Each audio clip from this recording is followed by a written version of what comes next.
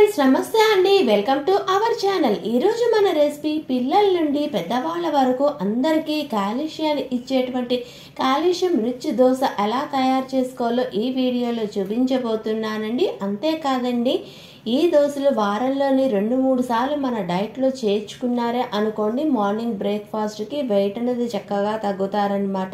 ఎన్నో ఆరోగ్య సమస్యలకి ఈ దోశలవి చెక్ పెట్టచ్చు। ఇంకెందుకండి ఆలస్యం వీడియోలోకి వెళ్ళిపోదామా। మరి ముందుగా ఒక బౌల్ తీసుకొని దీనిలోకి 1 కప్ రాగులు, 1/2 కప్పు పొట్టు మినపగుండు తీసుకున్నానండి। ఇన్ కేస్ మీ దగ్గర లేదు అనుకోండి మామూలు మినపగుండు అయినా తీసుకోవచ్చు అనమాట। పొట్టు మినపగుండు అయితే హెల్త్కి మంచిదని నేనైతే ఇలా తీసుకున్నాను। తర్వాత దీనిలోకి 1 టీ స్పూన్ మెంతులు కూడా వేసుకొని ఇవి శుభ్రంగా మంచినీళ్ళతో 4-5 సార్లు కడుక్కోవాలండి। రాగుల్లో మట్టి అన్నది కొంచెం ఎక్కువ ఉంటుందన్నమాట, అందుకని ఎక్కువ సార్లు కడుక్కోవాలి। ఇలా కడుక్కున్న తర్వాత ఇవి నానడానికి సరిపడా మంచినీళ్లు పోసుకొని మూత పెట్టుకొని 8 నుండి 10 గంటలు నానపెట్టుకోవాలండి। రాగులన్నవి తొందరగా నానవన్నమాట, అందుకని ఎక్కువసేపే నానపెట్టుకోవాలి। 8 గంటల తర్వాత చూపిస్తున్నాను చూడండి, రాగులన్నవి ఎంత చక్కగా నానాయో కదా। ఇలా నానినటువంటి రాగుల్ని ఒక మిక్సీ జార్ తీసుకుని దానిలోకి ట్రాన్స్ఫర్ చేసుకోవాలండి। ఇలా చేసుకున్న తర్వాత మనం రాగులు నానపెట్టుకోవడానికి వాటర్ని యూస్ చేసాం కదా, ఆ వాటర్ని కొంచెం కొంచెం యాడ్ చేసుకుంటూ చక్కగా ఫైన్ పేస్ట్గా చేసుకోవాలన్నమాట।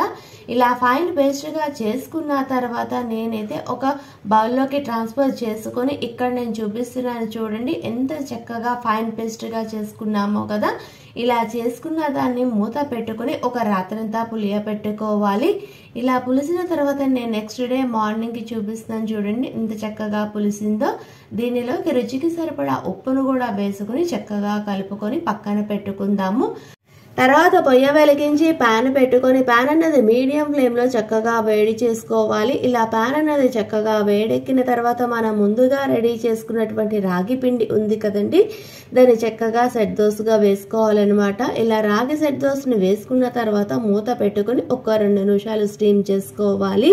2 నిమిషాలు అయిన తర్వాత మూత తీసి చూపిస్తున్నాను చూడండి, మన రాగి సెట్ దోశ మీద చక్కగా ఎంత చక్కగా చిన్న చిన్న హోల్స్ లా వచ్చాయి కదా। ఇలా వచ్చిన దాన్ని ఫ్లిప్ చేసుకొని జస్ట్ ఒక్క 30 సెకండ్స్ మాత్రమే ఉంచుకొని మళ్ళీ ఫ్లిప్ చేసుకొని డిష్ అవుట్ చేసుకోవడమే ఫ్రెండ్స్। అంతేకాదండి మీకు కావాలి అనుకుంటే ఇక్కడ ఆయిల్ అన్నది సెట్ దోశకు వేసుకోవచ్చు, కానీ నేను ఇక్కడ ఆయిల్ అన్నది యూజ్ చేయట్లేదండి। అంతేనండి కాల్షియం రిచ్ ఉన్నటువంటి రాగి దోశలు రెడీ। అంతేకాదు ఫ్రెండ్స్ వెయిట్ తగ్గాలనుకునే వాళ్ళకి షుగర్ పేషెంట్స్ కూడా ఈ దోశలు అనేవి చాలా అంటే చాలా చక్కగా యూజ్ అవుతాయి అనమాట। అంతేకాదు ఎన్నో ఆరోగ్య సమస్యలకు చెక్ పెట్టాలంటే డైట్లో ఒక్కసారి ఇలా మన బ్రేక్ఫాస్ట్కి ప్రిపేర్ చేసుకోండి ఫ్రెండ్స్, చాలా బాగుంటుంది। కానీ ఈ వీడియోని ఇస్తే please like, share and subscribe. Thanks for watching.